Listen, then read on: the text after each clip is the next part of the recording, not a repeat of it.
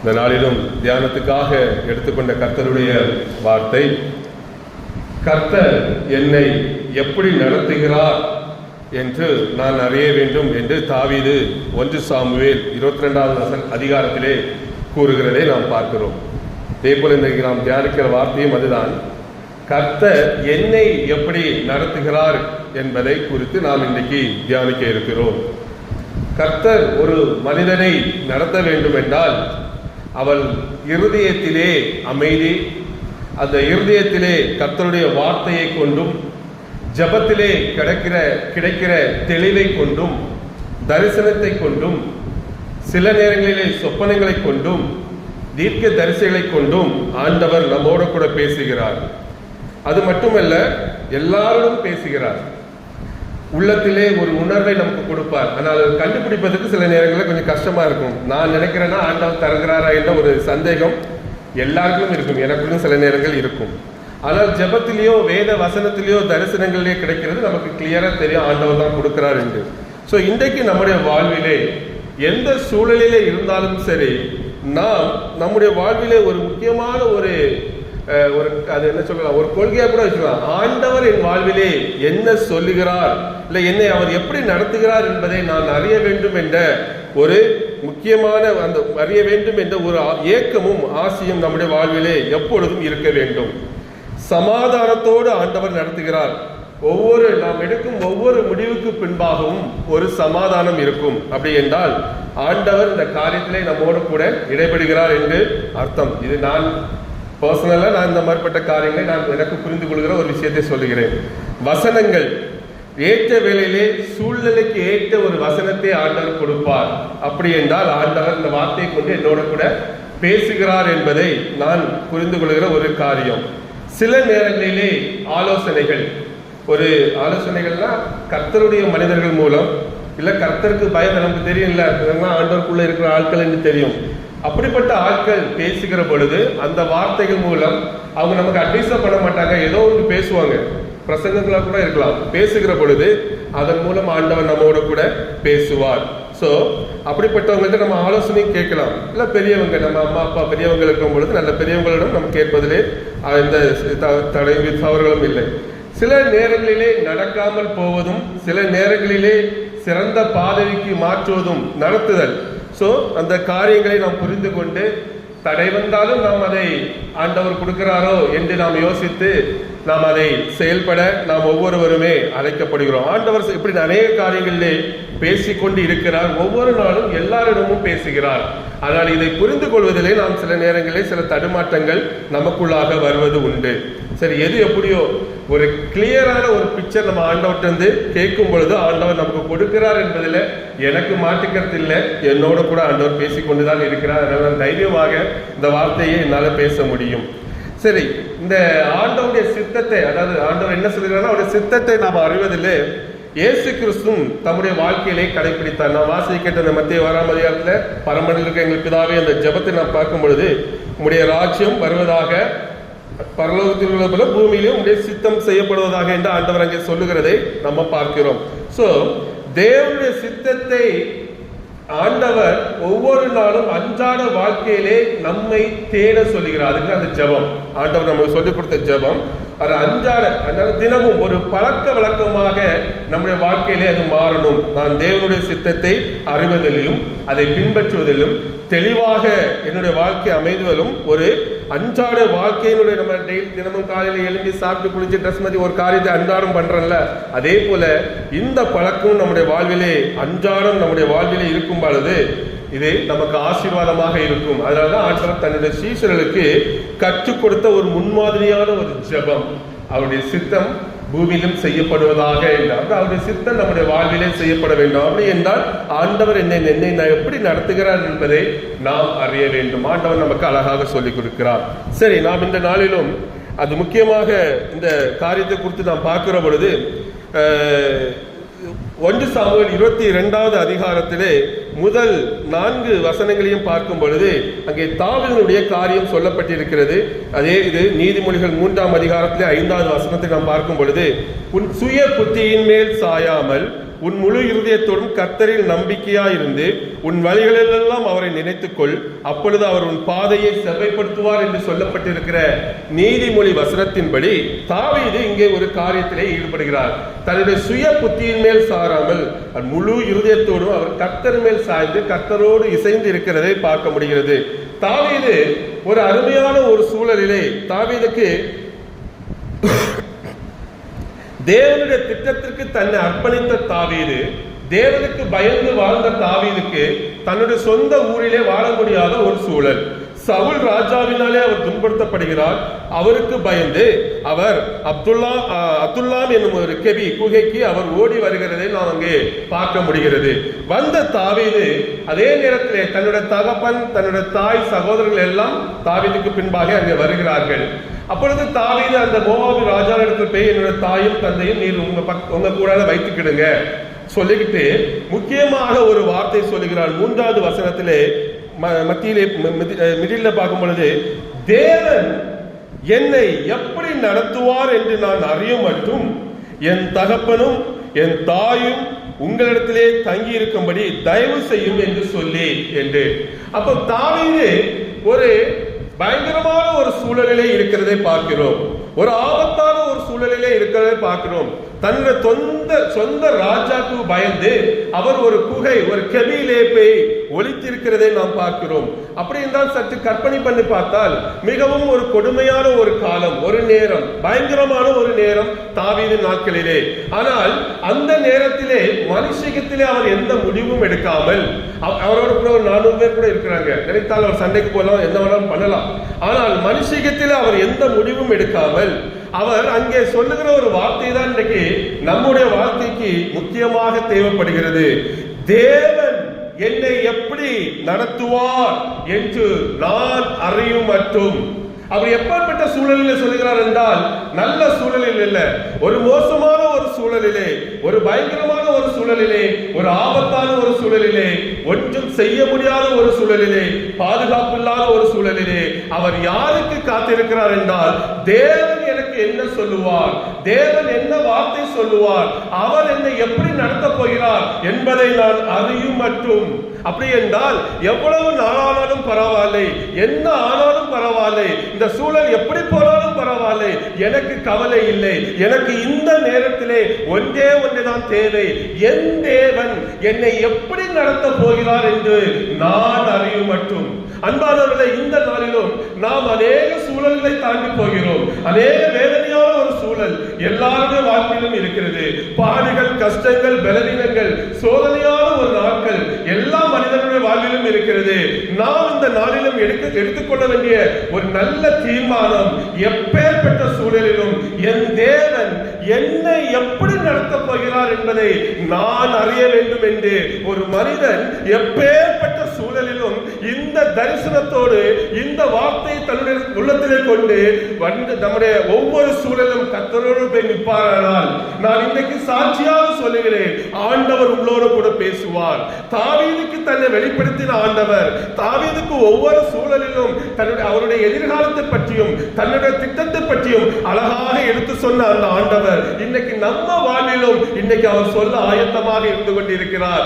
நாம் எப்பேற்பட்ட சூழலிலும் தாவீது நல்ல ஒரு ராஜாவாக இருக்கும் பொழுதோ, ஒரு நல்ல பாதுகாப்பாக இருக்கும் பொழுதோ அவர் ஆண்டவருக்காக காத்திருக்கவில்லை. ஒரு ஆபத்தான ஒரு சூழலை, ஆபத்தான மனசு எவ்வளவு படப்படுத்திருக்கும், எவ்வளவு கஷ்டமான ஒரு சூழலில் இருந்திருப்பான், எவ்வளவு டென்ஷனாக இருந்திருப்பான், அடுத்ததான் என்ன செய்வது என்று மண்டை குழந்தை கொண்டே இருந்திருக்கும். அவர் மனது மிகவும் ஒரு குழப்பமான சூழலில் இருக்கு. தாவீதுடைய வெற்றியின் ரகசியம் இந்த வார்த்தை தான், தேவன் என்னை எப்படி நடத்த போகிறார்.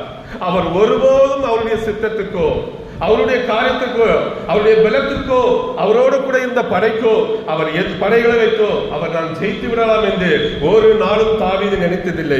ரெண்டே ரெண்டு பாவம் தான் அவர் ஆண்டவருக்கு விரோதமாக செய்தார். மீதி வாழ்நாள் முழுவதும் தாவீது பட்ட பாடை போல யாரும் வேதத்தில் பாடுபடவில்லை. தாவீதுக்கு வாழ்க்கையில் அதிகமான சோதனை இருந்தது, அவர் எங்க போனாலும் சோதனை.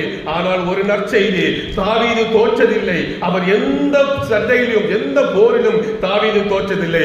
அன்பானவர்களை, இன்னைக்கு நமக்கான நற்செய்தி, நம்முடைய வாழ்க்கையிலே போராட்டம் இருக்கலாம், நம்முடைய வாழ்க்கையிலே ஒரு கஷ்டம் இருக்கலாம். ஆனால் நான் சொல்லுகிறேன், கிறிஸ்துவுக்குள்ளாக தோல்வி என்பது நமக்கு கிடையாது. நீங்கள் கிறிஸ்துவுக்குள்ளாக இருக்கும் பொழுது, கர்த்தருடைய வார்த்தை கொண்டு நீங்கள் நடக்கும் பொழுது தோல்வி என்பதே இல்லை. கிறிஸ்தவ வாழ்க்கை தோற்று போன வாழ்க்கை அல்ல. அப்படி என்றால் இந்த வாழ்க்கையில எந்த பிரச்சனையும் இல்லை, ஆனால் போராட்டம் உண்டு. இயேசு கிறிஸ்துவே சொல்லியிருக்கிறார், இந்த உலகத்திலே உங்களுக்கு உபத்திரம் உண்டு, ஆனாலும் திடன் கொள்ளுங்கள். அதுதான் நமக்கு பெரிய பெரிய போராட்டங்கள் வரலாம், ஏன் மரண போராட்டங்கள் கூட வரலாம். அடுத்த நிமிடம் என்ன நடக்கும் என்று தெரியாமல் இருக்கலாம். சாட்சியாக சொல்லுகிறேன், தேவனோடு நீங்கள் இருக்கிற பொழுது எந்த சூழலிலும் உங்களுக்கு தோல்வி என்பது இல்லை. ஆண்டவர் அந்த சூழலிலே ஜெயத்தை கொடுப்பார். ஏன் மரணமே வந்தாலும் கூட என் தேவனால் எழுப்ப முடியும். அவ்வளவு பெரிய ஆண்டவரை வைத்துக் கொண்டு நான் தோல்வியை ஒப்புக்கொள்ள கூடாது. என் வாழ்க்கை ஜெயம் பெற்ற வாழ்க்கை, நான் ஜெயிக்க பிறந்தவன். அதுதான் ஆண்டவர் உங்களையும் அழைத்திருக்கிறார். இந்த தாவீதுடைய வாழ்க்கை நமக்கு கற்றுக் கொடுக்கிறதான மிகப்பெரிய ஒரு பாடம். வாழ்க்கையிலே போராட்டம் உண்டு என்பதை நன்றாக அறிந்து கொள்ளுங்கள், ஆனால் தோல்வி என்பது இல்லை. இதுதான் தாவீதுடைய வாழ்க்கை. இங்கே தாவீது ஒரு வார்த்தைக்காக ஆண்டவரிடம் காத்துக் கொண்டிருக்கிறார். அருமையான ஒரு வார்த்தை, என் தேவன் என்னை எப்படி நடத்துவார் என்பதை. ஆண்டவர் தீங்கு நாட்களிலே மறைத்து வைத்து நம்மளை ஒளித்து வைத்து பாதுகாக்கிற ஒரு ஆண்டவர். தாவீதை இங்கே ஒரு குகைக்குள்ளே வைத்து, ஒரு கோவிக்குள்ளே வைத்து பாதுகாக்கிறதை நாம் பார்க்க முடியும். ஒருவரே கண்களுக்கும் தெரியாது, மறைமுகமாக ஆண்டவர் வைத்துக் கொண்டார். நமக்கு தெரியும், மோசேயுடைய கல்லறை எங்க இருக்கு இதுவரைக்கும் யாருக்கும் தெரியாது. எவ்வளவு பெரிய உலகம், மோசையோட எத்தனை பேர் வாழ்ந்தாங்க, ஆனால் அவருடைய சடலம் எங்க இருக்குன்னு யாருக்கும் இதுவரைக்கும் தெரியாது. அதே போல ஏதோன் தோட்டம் இந்த உலகத்துல தான் இருந்தது, இதுவரைக்கும் யாராலும் கண்டுபிடிக்க முடியாத ஒன்றாக ஏதோன் தோட்டம் இருந்து கொண்டதையும் பார்க்கிறோம். சோ உடன்படிக்கை பெட்டி எங்க இருக்கு நமக்கு தெரியாது. அதே போல எரேமியா ஆண்டவர் ஒளித்து வைத்திருந்தார், யாரும் கண்டுபிடிக்க முடியல, எங்க இருந்தாலும் தெரியாது. இன்னைக்கு உங்களையும் என்னையும் தாவீதை போல சில நேரங்களிலே கெபிக்குள்ளே மறைத்து வைப்பார். சில நேரங்களிலே நாம் வீட்டுக்குள் அறிந்திருந்தது போல இருக்கும், ஒன்றும் செய்ய முடியாத ஒரு சூழல் நம்முடைய வாழ்க்கையில வரலாம். ஏன் இந்த வாழ்க்கை, ஏன் இந்த போராட்டம் என்ற கேள்வி வரலாம். நீங்கள் இன்னைக்கு நினைக்க வேண்டியது, கெபிக்குள் வைப்பது உங்களை மறைத்து வைப்பதற்காக, சில நேரங்கள் மறைத்து வைப்பதற்காக, சில தீங்குகள் நம்மளை கடந்து போவதற்காக ஆண்டவர் சில சூழல்களை இந்த தாவீதுக்கு அனுமதித்தது போல அனுமதிக்கிறார். ஆனாலும் நமக்கு உள்ளே எழுத வேண்டிய கேள்வி, ஏன் இந்த பாடுகள், ஏன் இந்த வேதனை, ஏன் இந்த சூழல் எனக்கு இன்று இல்லை? என் தேவன் என்னை எப்படி நடத்த போகிறார்? இது ஒரு மனிதனுக்குள்ளாக இருக்கும் பொழுது அது வெற்றி உள்ள ஒரு வாழ்க்கை. இதுதான் கிறிஸ்தவ வாழ்க்கை. நாம் சோதனையை பார்த்து கேள்வி கேட்க கூடாது. என் தேவன் என்னை எப்படி இந்த சூழலில் நடத்த போகிறார் என்ற கேள்வி இன்றைக்கு உங்கள் உள்ளத்தில் வருமானால், அன்பானவர்களே, இதே போல ஒரு வெற்றியுள்ள வாழ்க்கை யாருக்குமே கிடைக்காது. ஆண்டவர் தாவீதோடு பேசினது போல இன்று உங்களோடும் கூட பேசுவார். இந்த வேளையில் நாம் சூழல்களை பார்த்து பயந்து போறதற்காக அழைக்கப்படவில்லை. சூழல்கள் எதிராக கூட இருக்கலாம், சில நேரங்களில் நமக்கு ஆபத்தாக கூட இருக்கலாம். கர்த்தருக்கு காத்திருக்க வேண்டும் என்று ஆண்டவர் சொல்லுகிறார். என்னிடம் வாருங்கள் என்று சொல்லுகிறார். இந்த வார்த்தைக்கு நாம் செவி கொடுப்போம். ஆண்டவர் தாவீது கேட்கிறார், என் அம்மாவும் அப்பாவும் பாதுகாத்துக் கொள்ள வேண்டும், எங்க அம்மாவை அப்பாவை நீங்க சேஃபா வைத்துக் கொள்ளுங்க. ஆண்டவர் என்னை எப்படி நடத்த போகிறார் என்று நான் அறியும் மட்டும் என்று ஒரு அந்நியான ஆண்டவர் அறியாத ஒரு ராஜாவிடம் போய் என் தேவனை குறித்து அவர் மகிமைப்படுத்துகிறதை நாம் பார்க்க முடிகிறது. இனி வரும் நாட்களிலே என் தேவன் என் குடும்பத்தை எப்படி நடத்த போகிறார் நான் அறியும் மட்டும் என்று தாவீது அங்கே சொல்லுகிறதை நாம் பார்க்க முடிகிறது. இனி என் ஊழியத்தை ஆண்டவர் எப்படி நடத்த போகிறார் நான் அறியும் மட்டும், ஆண்டவர் என்னை எப்படி நான் அறியும் மட்டும் நான் அறிய வேண்டும் என்பதை தாவீது அங்கே சொல்லுகிறது பார்க்கிறோம். என்னுடைய பிள்ளைகள் வாழ்க்கை எப்படி நடத்த போகிறார் நான் அறிய வேண்டும் என்பதை அங்கே நாம் அறிக்கையிட வேண்டும், அறிக்கை செய்வர்களாக இருக்க வேண்டும். இந்த தாவீதை போல சோர்ந்து போவதற்காக இந்த வார்த்தை அல்ல, நாம் பலன் பற்றி எழும்புவதற்காக தான் ஆண்டவர் இந்த வார்த்தைகளை இன்னைக்கு நம்மோட கூட பேசிக் கொண்டிருக்கிறார். கர்த்தர் நடத்தினதை இதுவரைக்கும் நாம் அறிந்தோம், நடத்தி கொண்டிருக்கிறதும் அறிவோம், நடத்த போகிறதை நீங்கள் அறிய வேண்டும். அறிந்து செயல்படுகிற பொழுது நம்முடைய வாழ்விலே அது பெரிய ஜெயமாக இருக்கும் என்பதிலே எந்த மாற்று கருத்தும் இல்லை. சோ இன்றைக்கு தாவீதுடைய விஷயத்திலே நாம் பார்க்கும் பொழுது அவர் செயல்பட்ட விதம், கர்த்தருடைய வழிகாட்டுதலுக்காக காத்திருந்த விதத்தை நாம் அறிந்து நாமும் இந்த வாழ்க்கையிலே நாம் இன்னைக்கு அதே போல நடக்க வேண்டும். தாவீது ஏன் நடந்தார், ஏன் தாவீது இப்படி நடந்து கொண்டார் என்று எனக்குள்ள கேள்வி. ஏன் தாவீது இப்படிப்பட்ட கேள்வியை கேட்டிருக்க முடியும் என்ற ஒரு கேள்வி கற்பனையாக கூட நான் நினைச்சு பார்த்தேன். வேதத்தில் சொல்லப்படவில்லை, நான் கற்பனையாக நினைத்தேன். தாவீது அவர் கூட இருந்த ஒரு மனுஷனை நன்றாக அறிந்து வைத்திருந்தார். யாரு? சவுல், ஆண்டவரால் அபிஷேகம் பண்ணப்பட்ட மனிதன் ஒரு சவுல். ஆனால் சவுல் ஆண்டவரை விட்டு பின்வாங்கி போனார். கர்த்தருடைய வார்த்தைக்கு கீழ்ப்படியாமல், இப்படிப்பட்ட சூழலிலே கர்த்தருடைய வார்த்தைக்கு அவர் செவி கொடுக்காமல் தன்னுடைய சுய சித்தத்தின்படி செய்தார். அந்த சவுலுடைய வாழ்க்கை என்னாச்சு? ஆளுமை செய்ய வேண்டிய சவுல் அறிந்து போனதை நாம் பார்க்க முடிகிறது. அபிஷேகம் செய்யப்பட்ட பவுல் அவன் பிசாசினால் பிடிக்கப்பட்டதை நாம் பார்க்க முடிகிறது. சோ இன்றைக்கு அதிகாரத்தை பயன்படுத்த வேண்டிய ஒரு சவுல் சுத்த ஆவியினால் போராட வேண்டிய ஒரு சூழலுக்கு ஆகிவிட்டதை தாவீது அறிவார். நம்ம வேதத்தில் அறிஞ்சிருக்கிறோம். சோ தாவீது சவுலுடைய வாழ்க்கையை கூட பார்த்திருக்கலாம். அவனும் ஒரு ராஜாவாக அபிஷேகம் பண்ணப்பட்டவன். ஆனால் கர்த்தருக்கு காத்திருக்காமல் போன ஒரு ராஜா. முடிவு மோசமாக இருந்தது. அதை கண்முன்னாக ஒருவேளை தாவீது கொண்டு வந்திருக்கலாம். நம்மளும் இப்படி பேரக்கூடாது, நாம் இப்படி ஆகிவிடக் கூடாது என்று சவுலுடைய வாழ்க்கை ஒருவேளை அவருக்கு ஒரு பாடமாக கூட இருந்திருக்கலாம். அன்பானவர்களை, இன்றைக்கு ஆண்டவர் நமக்கு சொல்லுகிற வார்த்தை, என் ஆண்டவர் என்ன செய்ய போகிறார் என்பதை நான் அறியும் மட்டும் என்ற ஒரு கேள்வி இன்னைக்கு உங்களுக்குள்ளாக இருக்குமானால், எந்த சூழலிலும் நீங்கள் இந்த கேள்வியை உங்களுக்கு முன்பாக வைத்து, ஒருவேளை ஒரு கெபிக்குள்ளே தாவீது சில மாதங்கள் இருந்தது போல நாமும் சில காலங்கள் காத்திருக்க வேண்டிய சூழல் வரும். கர்த்தருக்கு காத்திருக்கிறவர்கள் அவர்கள் புதுபலன் அடைந்து செட்டைகளை எடுத்து உயர எழும்பினார்கள் என்று வேதம் சொல்லுகிறது. அவர்கள் வெட்கப்பட்டு போனார்கள் என்று வேதம் சொல்லவில்லை. கர்த்தருக்கு காத்திருக்க காத்திருக்க காத்திருக்க சாட்சியாக சொல்லுகிறேன், அது உங்கள் வாழ்விலே நீங்கள் உயர எழும்புவதற்கான ஒரு ஆசீர்வாதம், ஒரு படிக்கல்லாக இருக்கிறது என்பதை ஒருபோதும் தோல்வியின் முன்னிலே நீங்கள் நினைக்காதீர்கள். நான் கர்த்தருக்காக காத்திருக்கிறேன், ஒரு நாளின் வாழ்விலே ஜெயம் வரும் என்ற ஒரு நம்பிக்கையோடு நீங்கள் இன்னைக்கு இந்த தாவீதை போல நீங்கள் காத்திருப்பீர்களானால் நான் சொல்லுகிறேன், நீங்கள் ஒவ்வொருவரும் எழும்பி பிரகாசிக்க முடியும். ஆண்டவர் அதற்கு தான் நம்மளை இன்றைக்கு அழைத்திருக்கிறார். சோ இன்றைக்கு நாம் ஒவ்வொருவரும் இன்னைக்கு ஒரு விழிப்புணர்வோடு இருக்க நாம் அழைக்கப்பட்டிருக்கிறோம். சோ இன்னைக்கு நமக்கு எல்லாம் தெரியும், நமக்கு சில நேரங்களிலே நன்றாக இருக்கிற காரியங்கள் கூட தீமையாக முடிவதற்கும் ஒரு வாய்ப்புகள் உண்டு. தாவீதுக்கு தெரியும், பிரச்சனை பெரிதானால் தேவ சமூகத்திலே போய் நிற்க வேண்டும் என்பதை தாவீது தன்னுடைய வாழ்க்கையில அறிந்திருந்ததினாலே இவ்வாறாக போய் நிற்கிறார். நாமும் இன்றைக்கு எந்த சூழலிலும் ஆண்டவருடைய வாழ்க்கையிலே ஆண்டவரோடு இசைந்து நம்ம வாழ்க்கை நடக்குமானால் நாம் இன்றைக்கு ஆசீர்வதிக்கப்பட்டவர்களாக இருக்கிறோம். சோ ஒருவேளை இன்னைக்கு நம்ம வாழ்க்கையில சுயமா ஒரு அழகான பயணம் கூட இல்லாமல் இருக்கலாம். சோ இன்னைக்கு என்ன எனக்கு நடக்கிற ஒரு காரியங்கள் நல்லா நடக்கும். இன்னைக்கு ஒருவேளை அது நாளைக்கு தீமையா கூட மாறலாம். இன்னைக்கு நல்லவர்களாக இருக்கிற மனுஷர்கள் நாளைக்கு நம்முடைய வாழ்விலே பொல்லாதவர்களாக மாறலாம். இன்னைக்கு எனக்கு அனுகூலமாக இருக்கிற விஷயங்கள் நாளைக்கு அது ஒரு புயலை போல மாறுவதற்கு வாய்ப்பு உண்டு. அதனால தாவீது இதெல்லாம் அறிந்ததுனால அவன் நன்மையான சூழலிலும் ராஜாவாக இருக்கும் பொழுதும் தேவனோடு அவர் இசைந்திருக்கும் பொழுதும் தேவனிடம் ஆலோசனை கேட்டார். ஆபத்தான ஒரு சூழலிலும் தேவனிடம் ஆலோசனை கேட்கிறார். தேவன் என்னை எப்படி நடத்துவார் என்று நான் அறியும் மட்டும் என்ற ஒரு வார்த்தை தாவீதின் வாயிலிருந்து வருகிறது. இன்றைக்கு நம்முடைய வாயிலிருந்து இப்படிப்பட்ட வார்த்தைகள் வர வேண்டும் என்பதுதான் என்னுடைய ஆசை. ஒவ்வொருவரும் இந்த வார்த்தையை இன்னைக்கு உங்கள் உள்ளத்துக்குள்ளாக வைத்து செல்லுங்கள். அப்போஸ்தலனாகிய பவுல் கப்பல் பிரயாணத்தின் போது ஒரு காரியத்தை சொல்லுகிறதை நாம் பார்க்க முடிகிறது. அப்போஸ்தலர் 27ஆம் அதிகாரத்துல 12ஆம் வசனத்துல பார்க்கும் பொழுது, அங்கே கிரேத்தா தீவில் உள்ள ஒரு துறைமுகமாகிய பெனிக்ஸ் என்னும் இடத்திலே சேரக்கூடாமல் அங்க மழை வந்தபடி அங்க தங்கும்படி அநேக பேர் சொன்னார்கள். ஆனால் சூழல் என்ன இருக்குன்னா, அங்க தென்றல் மெதுவாக அடித்தபடியினால் அந்த சூழல்ல மெதுவான காற்று அடிச்சு எப்படி இருக்கும், ரொம்ப அருமையா இருக்கும். இல்ல இங்கேயே உட்கார்ந்தாலும் போல இருக்கும். போன வாரம் கூட விழுப்புரத்துல லைட்டா காற்று அடிச்சுது. இது மாதிரி இங்க அடிச்சுதான் தெரியல, அருமையான ஒரு காற்று. நான் எங்க இருந்தேன்னு தெரியல, ரொம்ப அருமையா இருந்தது. மணிகண்டன் கொஞ்ச நேரம் உட்கார்ந்து காற்று சூப்பரா இருக்கும். லாஸ்ட் சண்டே தான் நினைக்கிறேன்.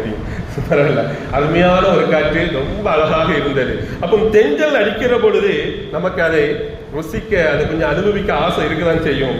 ஆனால் இங்கே இந்த கப்பல் பிரயாணத்துல தென்றல் மெதுவா அடித்தபடினால் அது கூட இருந்தவெல்லாம் ஆலோசனை சொல்றாங்க, நாம் எல்லோருடைய ஆலோசனை ஒன்று போல அந்த காற்றை பார்த்து அழகா இருக்கிறதுனால நாம் விரும்புகிற மாதிரி இருக்கு, எல்லாம் நான் நினைச்ச மாதிரி இருக்கு என்று சொல்லி அவர்கள் ஒன்று கூடி அவர் வீட்டு விட்டு பெயர்ந்து கிரேத்தா தீவுக்கு அருகாக ஓடினார்கள். அப்போஸ்தலர் 27:13 பார்க்கும் பொழுது சொல்லப்படும், தென்றல் மெதுவாக இருந்தபடினால் தாங்கள் கோரினது கைவந்தது என்று எண்ணி அவ்விடமிட்டு பெயர்ந்து கிரேத்தா தீவுக்கு அருகாக ஓடினார்கள். லைட்டா தானே தென்றலுக்கு பெயர்லாம், டிராவல் பண்ணிடலாம் என்று அங்கே போகிறதை பார்க்கிறோம். ஆனால் ஏற்கனவே தெய்வ மனுஷனாகிய பவுல் ஒரு எச்சரிப்பு கொடுக்கிறார். 10:12 பார்க்கிறார், 10 முதல் 12 வரை பார்க்கும்போது சொல்ல 10ஆம் வசனம் கடைசியில் நம்முடைய ஜீவனுக்கும் வருத்தமும் மிகுந்த சேதமும் உண்டாயிருக்கும் என்று காண்கிறேன் என்று சொல்லி அவர்களை எச்சரித்தான் என்று நாம் பார்க்க முடிகிறது 10ஆம் வசனத்திலே. ஸோ ஏற்கனவே பவுல் அங்கே ஒரு எச்சரிப்பை கொடுக்கிறதையும் பார்க்கிறோம். அப்ப வேண்டாம், நம்ம இடத்தோடு கடந்துருவோம், ஏதோ ஆபத்து வரப்போகிறது என்று ஒரு எச்சரிக்கை கொடுக்கிறார். ஆனால் அவர்கள் யாரும் பவுலுடைய வார்த்தைக்கு அங்கே கீழ்ப்படியவில்லை. அவர்கள் எல்லாம் ஒன்று கூடி ஒரே யோசனையிலே அவர்கள் இருந்து தேவ மனிதனுடைய ஆலோசனை விட்டு விட்டார்கள். அப்படி என்றால் அந்த சூழலிலே கர்த்தருடைய ஆலோசனையை அவர்கள் விடுகிறதை நாம் பார்க்கிறோம். அவர்கள் அந்நியான மக்கள். அதான் பவுல் மூலம் ஆண்டவர் பேசுகிறார். சரியா? சோ இந்த வேளையிலும் பாருங்க 14ஆம் வசனம், 14ஆம் வசனத்தை பார்க்கும்போது இந்த புயலுக்கு பேர் போடுகிறது அன்னைக்கே இருந்திருக்கு. நம்ம இப்பதான் தானே புயல், அந்த புயல், இந்த புயல் பேர் வைக்க நம்ம பார்த்தோம். 2000 வருஷத்துக்கு முன்னாலே புயலுக்கு பேர் வச்சிருக்காங்க. 14ஆம் வசனத்துல கொஞ்ச நேரத்துக்குள்ளே ஈரோ கிளிதோன் என்னும் கடும் காற்று மோதிச்சு. புயலுக்கு அந்த காலத்தே பேர் வச்சிருக்காங்க, இப்பவுமே வைக்கல. நானும் பார்த்து ஆச்சரியப்பட்டேன், ரொம்ப நாள் படிச்சிருக்கேன். அந்த காலத்துல எவ்வளவு அழகான பேர் வச்சிருக்காங்க. சரி, ஓகே. அப்ப எல்லாமே பைபிள்ல தான் வருது இல்ல, பைபிள்ல சொல்லப்பட்டது. இன்னைக்கு கூட சயின்டிஸ்ட் கூட பேர் வைக்கிறாங்க. இது 2000 வருஷத்துக்கு மேல வச்சிருக்காங்க, பரவாயில்ல. ஓகே. அப்போ ஒரு புயல் வந்துட்டு என்று சொல்லுகிறார். அப்ப தென்றல் காற்றா இந்தவர்கள் சில நேரங்களிலே கடும் காற்றாய் மாற முடியும். ஏனென்றால் அங்கே அவர்கள் தென்றல் காற்றாய் இருக்கிறது என்று சொல்லி தங்களுடைய பிரயாணத்தை தொடர்கிறார்கள். பவுலுடைய வார்த்தைக்கு அங்கே செவி கொடுக்கவில்லை. முடிவு பயங்கரமான ஒரு கடும் காற்று அங்கே வருகிறது. சோ இந்த நேரிலும் நாம் ஒவ்வொருவரும் தென்றல் காற்று வீசினாலும் சரி, கடும் காற்று வீசினாலும் சரி, இந்த தாவீது ஆண்டவருக்கு இந்த காத்திருந்தது போல தேவன் என்னை எப்படி நடத்த போகிறார் என்று அறிய மட்டும் என்று இருந்தால் நம்முடைய வாழ்விலே எல்லாம் வெற்றியாக முடியும். தென்றல் காற்று தானே வீசுது, டிராவல் பண்ணுவோம் சொல்லிட்டு போகக்கூடாது. கடுங்காற்று தானே வீசுது என்று பயந்து உட்காரக்கூடாது. கர்த்தருடைய வார்த்தையை கேட்டு நடக்கணும். இங்க தென்றல் காற்றுக்காக மனுஷீகத்தில் ஒரு முடிவெடுத்து போகிறார்கள், அங்கே ஆபத்திலே மாட்டுகிறார்கள். ஆனாலும் பவுல் மூலம், தெய்வ மனுஷன் மூலம் அங்கே ஆண்டவர் அவர்களை விடுவிக்கிறதை நாம் பார்க்க முடிகிறது. சோ இன்றைக்கு நாம் ஒவ்வொருவரும் பவுலை போல, இந்த தாவீதை போல இந்த காரியங்களை நாம் அறிந்திருக்க வேண்டும். தேவ ரகசியத்தை அறிந்தவர்களாக, தேவனிடத்திலிருந்து ஒவ்வொரு காரியத்தையும் நாம் பெற்றவர்களாக நம்முடைய வாழ்க்கை பிரயாணத்தில் இந்த கப்பல் பிரயாணம் போல நாம் எந்த சூழலிலும் என் ஆண்டவர் என்னை எப்படி நடத்துவார் என்று நாம் அறிந்து கொள்கிற பொழுது நமக்கு அது ஆசீர்வாதமாக இருக்கும். தாவீதுக்கு நன்றாகவே தெரியும், ஆடுகளுக்கு பின் சென்று கொண்டிருந்த என்னை கரம் பிடித்து அழைத்து வந்து என் ஆண்டவர் இறக்கின ஒரு கரம் பிடித்து அழைத்துக் கொண்டு வந்த ஒரு கர்த்தர் என்னுடைய வாழ்விலே உண்டு என்பதை தன்னுடைய வாழ்விலே முழுமையாக அறிந்து கொண்டிருந்தார். ஆடுகளுக்கு பின் சென்று கொண்டிருந்த என்னை அபிஷேகம் பண்ணி என் ஆண்டவர் இம்மட்டும் கொண்டு வந்த ஒரு கர்த்தர் என்று வாழ்விலே உண்டு என்பதை தாவீது நன்றாக அறிந்ததினாலே அவனுக்கு தெரியும் தன்னுடைய வாழ்க்கை முந்தின காலம், இப்பொழுது இருக்க சூழல் தெரியும். அதனால கர்த்தரை முழுமையாக அறிந்ததனாலே, கர்த்தர் மேல் முழுமையாக விசுவாசம் இருந்தனாலே, அவரோடு அவன் இசைந்திருந்ததனாலே ஒவ்வொரு சூழலிலும் அவன் கர்த்தருக்காக காத்திருந்தான். கர்த்தருக்காக காத்திருந்தான். என் வாழ்விலே ஆண்டவர் என்ன செய்ய போகிறார் என்பதை நான் அறியும் மட்டும் இந்த நாளிலும் என்று சொல்லி ஆண்டவருக்கு காத்திருந்ததுனாலே அவன் அந்த கெபிலிருந்தே அடுத்த வசனத்தை பார்க்கும்போது ஒரு தீர்க்கதரிசனம் சொல்லுவாரு, இங்க இருந்து கிளம்பி 1 சாமுவேல் 22ஆம் வசனத்துல 5ஆவது வசனமா 6ஆவது வசனமா நீங்க இதை கிளம்பி போய் என்று தீர்க்கதரிசி வந்து எனக்கு சொல்லுகிறதையும் நாம் பார்க்க முடிகிறது. அப்போ சில நாட்கள் கெபிலே இருந்தார். உடனே அவர் கர்த்தருக்கு காத்திருந்தார். தீர்க்கதரிசி வந்து அவரோடு கூட பேசுகிறார் என்றால் கர்த்தருடைய வார்த்தையை கொண்டுதான் ஒரு தீர்க்கதரிசி பேசுவார். கர்த்தர் அடுத்த திட்டத்தை கொடுத்திருப்பார். அங்கே இருந்து அவர் சந்தோஷமாக கிளம்பி சென்றார். ஆபத்துக்கெல்லாம் விலக்கி பாதுகாத்துக் கொள்ளப்பட்டார் தாவீது. அதனால் இன்றைக்கு நாம் ஆண்டவர் என்னை எப்படி நடத்த போகிறார் என்பதை நம்முடைய வாழ்விலே நாம் ஒவ்வொரு சூழலிலும் இன்னைக்கு வைத்துக் கொண்டிருந்தோமானால் நிச்சயமாக நம்முடைய வாழ்விலே வெற்றி உண்டு உண்டு உண்டு, எந்த சந்தேகமும் இல்லை. அதனால இதை நம்ம ஸ்ட்ராங்காக பிடித்துக் கொள்வோம். கடைசியாக எசேக்கியேல் 40ஆம் அதிகாரத்தை எடுத்துக்கொள்ளுங்கள்.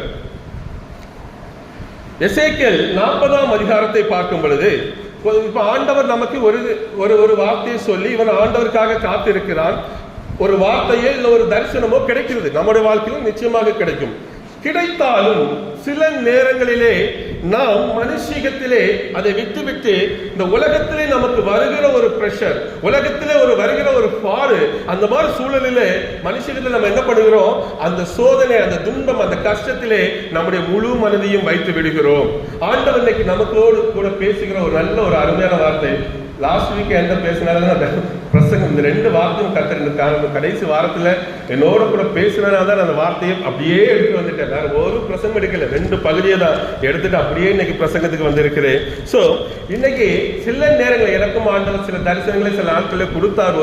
ஒரு சோதனையான ஒரு நேரத்தில் சந்தோஷமாக தான் இருந்தது. ஆனாலும் அடுத்தது அந்த தரிசனத்தை விட்டு நான் உலக பிரகாரமான பிரச்சனைக்கு மேல கண்ணு வைத்து ஐயோ அம்மோன்னு என்று நினைத்து உடனே ஆண்டவர் எனக்கு இந்த வசனத்தை தான் கொடுத்தது. என்னை தேய்ச்சினார். அதன் பிறகு இப்போ ஒரு 2 வீக்ஸ் தான் அதை பற்றி எந்த கவலையும் இல்லை. என் வீட்டில் 2 ரூம் நான் அதிகமாக உட்காருவேன். அந்த 2 ரூம்ல இந்த வசனத்தை பிரிண்ட் அவுட் எடுத்து ஒட்டி வச்சுட்டேன். என் கண்களுக்கு முன்பாக தெரியும். ஒரு நாளைக்கு குறைஞ்சது 50 நேரம் பார்க்குறேன் அந்த வசனத்தை. நான் கூட்டி குறைச்சதுன்னு சொல்லலை. அந்த வார்த்தை என்னை விட்டு நீங்கி விடக்கூடாது என்று இந்த வசனத்தை நான் ஒட்ட படிக்க தான் எனக்குள்ள அப்படி ஒரு பலன் வந்து சூப்பரா நடத்திட்டு இருக்காரு. அதனால தான் சாட்சியாக சொல்றேன். எந்த வசனம் என்றால் இதுதான். சரி, நான் இந்த சம்பவத்தை சொல்றேன். இந்த எசேக்கியேல் 40ஆம் அதிகாரத்தில் பார்க்கும் பொழுது அங்கே எசேக்கியேலை ஆண்டவர் தரிசனத்துல ஒரு இடத்துக்கு கூட்டு போறாரு. ஏற்கனவே இஸ்ரவேல் தேசம் ஒரு 25 வருஷம் அடிமையா பாலா கிடக்கிறது. அங்கே அவர் கூட்டிக் கொண்டு போயிட்டு 2வது வசனத்திலே தேவ தரிசனங்களில் அவர் என்னை இஸ்ரவேல் தேசத்துக்கு கொண்டு போறாரு. சொப்பனம் இல்ல தரிசனம் ஏதோ ஒன்று வச்சுங்க. என்னை மகாவீரமான ஒரு மலையின் மேல் நிறுத்தினால் அதன் மேல் தெற்காக ஒரு நகரம் கட்டி இருக்கிறது போல் காணப்பட்டது. கட்டப்படவில்லை, அந்த நகரம் இல்லை. ஒரு நகரம் கட்டப்பட்டிருக்கிறது போல் ஒரு தரிசனத்திலே காண்கிறார். அப்படி என்றால் இஸ்ரவேல் தேசம் பாழாக இருக்கிறது. 25 வருஷம் பாழாக இருக்கிறது. இவர் தரிசனத்தில் கூட்டிக் கொண்டு போய் பாழான இடத்துல நிறுத்திட்டு தெற்காக பார்த்தால் ஒரு அழகான பில்டிங் கட்டி இருக்கிறது போல காணப்படுகிறது. உண்மையாலே கெட்டல்ல. அப்படி என்றால் ஆண்டவர் என்ன சொல்கிறார்? இன்று உங்கள் வாழ்க்கை பாழாக இருக்கலாம், இன்று உங்கள் வாழ்க்கை உடைக்கப்பட்டிருக்கலாம். ஆனால் ஆண்டவர் தீர்க்க தரிசனமாக அன்றைக்கு எசேக்கியேல் சொல்லுது, தெற்காக ஒரு நகரம் கட்டி இருக்கிறது பாரு, இஸ்ரவேல் தேசத்தை இதே போல அழகாக மறுசீரமைப்பேன், ஒரு நாள் நான் கட்டுவேன், ஒரு நாள் நான் எழுப்புவேன் என்று தரிசனமாக எசேக்கியேலுக்கு ஆண்டவர் சொல்லுகிற ஒரு வார்த்தை. அந்த நேரத்திலே இஸ்ரவேல் பாழாக இருக்கிறது. ஆனால் தரிசனத்திலே சொல்லுகிறார், நான் கட்டுவேன் என்று ஆண்டவர் சொல்லுகிறார். இதுதான் இன்றைக்கு நமக்கும் நம் சூழல் ஒருவேளை பாழாக போயிருக்கலாம், இடிந்து போயிருக்கலாம், வேதனையோடு இருக்கலாம். ஆண்டவர் நமக்கு வாக்குறுக்கிறது, நான் உனக்காக கட்டுவேன், உன் வாழ்க்கையை எடுத்து கட்டுவேன், நீ பிரகாசிப்பா என்று ஆண்டவர் நமக்கு தேவார்த்தை இன்னைக்கு தரிசனமாக சொல்லுகிறார். அப்ப இன்றைக்கு நாம் எதிலே நாம் மனதை வைக்க வேண்டும், நாம் எப்படி நடக்க வேண்டும் என்பதை நாம் அறிந்து கொள்ள வேண்டும். 4வது வசனத்தை பார்க்கும் பொழுது அங்கே சொல்லப்பட்டிருக்கிறது, அந்த புருஷன் என்னை நோக்கி, மனுபுத்திரனே, நீ கண்ணார பார்த்து காதார கேட்டு நான் உனக்கு காண்பிப்பது எல்லாவற்றிலும் மேலும் உன் மனதை வை. நான் சொன்ன வசனம் இதுதான். இதான் என் வீட்டுல நான் எழுதி வச்சிருக்கேன். 2-3 ரூம்ல பிரிண்ட் அவுட் எடுத்து வச்சிருக்கேன். இந்த வசனத்தை இப்ப வாஸ்த பகுதியை தான் எழுதி ஒட்டி வைத்திருக்கிறேன். ஏனென்றால் அப்ப ஏன் எசேக்கியேலுக்கு தரிசனம் கொடுக்கப்பட்டிருக்கிறது. ஆனாலும் மனுஷன் சில நேரங்களில் அவிசுவாசமாக இருந்திருக்கலாம். அது அந்த பாழா கிடந்த பட்டணத்தையே மறுபடியும் பார்த்து தேசத்துக்காக ஜெபம் பண்ணி இருக்கலாம். அப்பொழுது மனுபுத்திரன் அவரை பார்த்து சொல்லப்படுகிறது, நீ அதை பார்க்காதே, நான் உனக்கு காண்பித்த தரிசனத்தை பார், அதை உன் மனிதனை வை. நான் உனக்கு கொடுத்த வார்த்தைகளை பார், அதை உன் மனிதனை வை.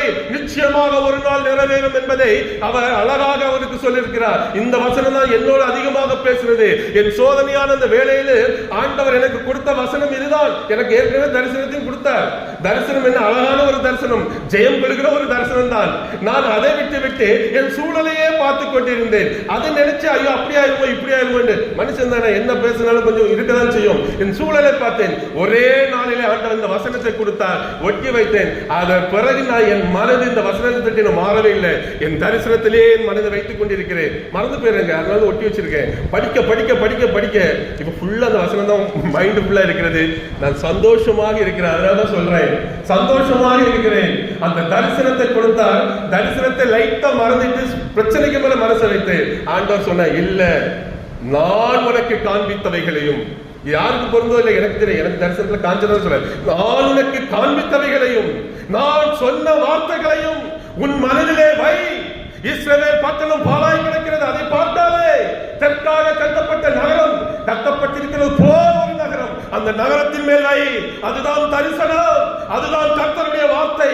அது ஒரு நாள் நிறைவேறும். பாழாய் கிடக்கதை பார்க்காதீர்கள். இதேதான் இன்றைக்கு உங்களுக்கு நான் தீர்க்க தரிசனமாக சொல்லுகிறேன். உங்கள் வாழ்க்கை உடைக்கப்பட்டிருக்கலாம், ஒருவேளை யாருக்கும் தெரியாமல் அடைக்கப்பட்டிருக்கலாம், ஜெபிக்குள் கிடந்த வாழ்க்கையாக இருக்கலாம், போராட்டமாக கர்த்தரிடமிருந்து ஒரு வார்த்தையை பெற்றுக் கொள்ளுங்கள், கர்த்தரிடமிருந்து தரிசனத்தை பெற்றுக் கொள்ளுங்கள். உங்கள் மனதை அதிலே வையுங்கள்.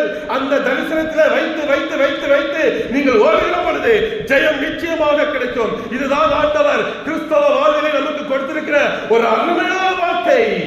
இதையாக பெற்றுக் கொள்ள வேண்டும். பாழாய் கிடைக்கிறதை நாம் பார்க்க கூடாது, அது தேவையில்லை.